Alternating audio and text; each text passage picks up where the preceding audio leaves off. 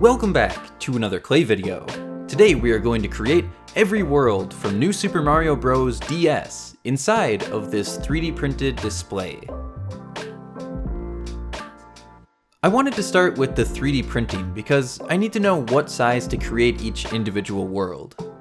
Special thanks to Minty Fries for creating yet another 3D model for me. You can find plenty of awesome 3D printed models on his channel, like some of these on screen. Now as you can see here, the lettering didn't really come out so smoothly. After a quick sanding, it's nice and flat, and we can cover that up with a paper printout later on.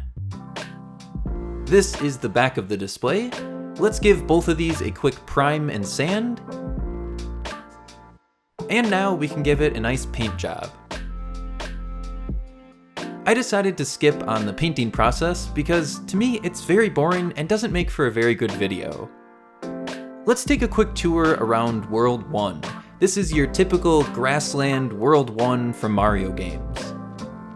To create the base for it, I'm going to do the same thing I did on New Super Mario Bros. Wii. I'm going to create this swirly pattern. So basically I just keep layering up two different shades of brown and denting the sides in the same place. Once we have our tower done, we can trim it up and we'll be left with a really nice looking swirl pattern. Let's top it off with some grass and start creating the details. These details on the worlds are very simplified, and it's kind of like a miniature version of the Wii worlds, which is already a miniature version of the real worlds.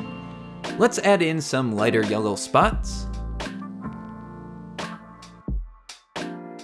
And we can move on to World 2, which is a desert world. Every great desert needs a pyramid, so let's start creating the pyramid using our hands, and then we can get the sharper edges by using a knife. Using the knife, we can also make a nice brick pattern.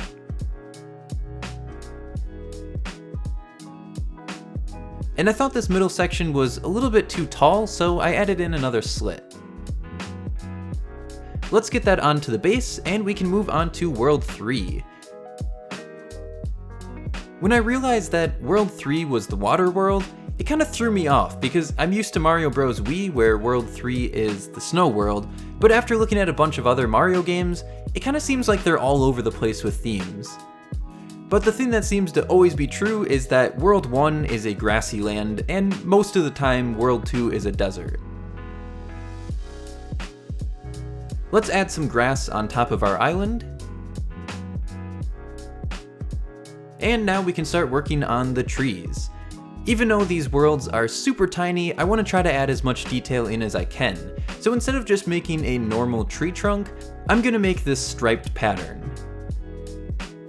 After we get the pieces together, we can roll it into a nice palm tree trunk. I was a little bit worried about the top. I kind of thought these leaves wouldn't stay and I'd need to bake them separately and add them on, but luckily they were able to stay in place very nicely. With World 3 complete, let's move on to World 4, the Poison World. Just like in Mario Bros. Wii, the little mini display world doesn't have any type of poison water on it, which is just very strange to me. If I could pick one detail that says Poison World, it's that purple poison water you always see. I've added in some texture to the tree using a knife, and we can make the treetop using my typical treetop method. Make a ton of balls of clay and roll them together into a nice fluffy treetop.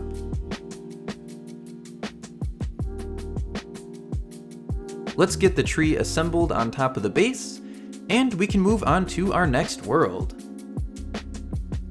World 5 is a snowy world.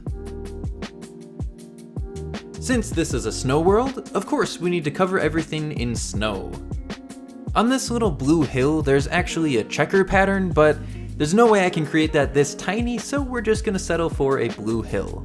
This is going to be a pine tree, and my method for making pine trees is to just stab a bunch of tiny little slits into it. We can top that off with a little bit of snow, and our world is complete. So let's move on to World 6. World 6 is the mountain world, and this world is almost exactly the same as the Wii world. Something I find interesting about this game is that there's actually not a World 9 or a secret world at all. At this point, I'm so used to seeing secret worlds in Mario games that it's kind of weird there isn't. Moving on to World 7, which is the Cloud World. This is a very nice looking world, but it's also very easy to create. Same as the treetop method, we need to stick a bunch of balls of clay together. Now that we have a nice puffy cloud, we can add on some hills. In addition to these hills, I thought it would be nice to add in a little bit more cloud, so I'm going to surround these towers in little mini clouds.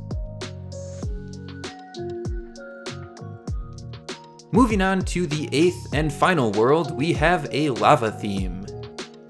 Except I find the design of this world to be very strange and kind of doesn't fit the world of Mario. Instead of, say, lava and a volcano, or even something Bowser themed, we have these random red spiky mountains, almost like an outcrop of crystals. So let's build up all these little random jagged rocks.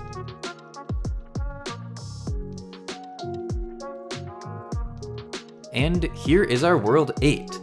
So now, we are ready to get baked.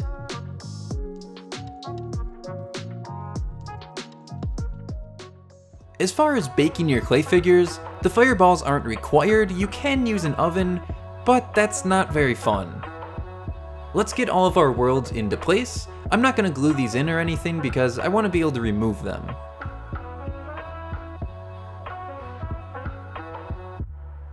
Now we have one final step before baking. I've printed out the text that was originally supposed to be there onto some sticker paper, and with a lot of careful and tedious work, I cut out all of these individual words. Now that is our final detail, so here it is. Every world from New Super Mario Bros. DS.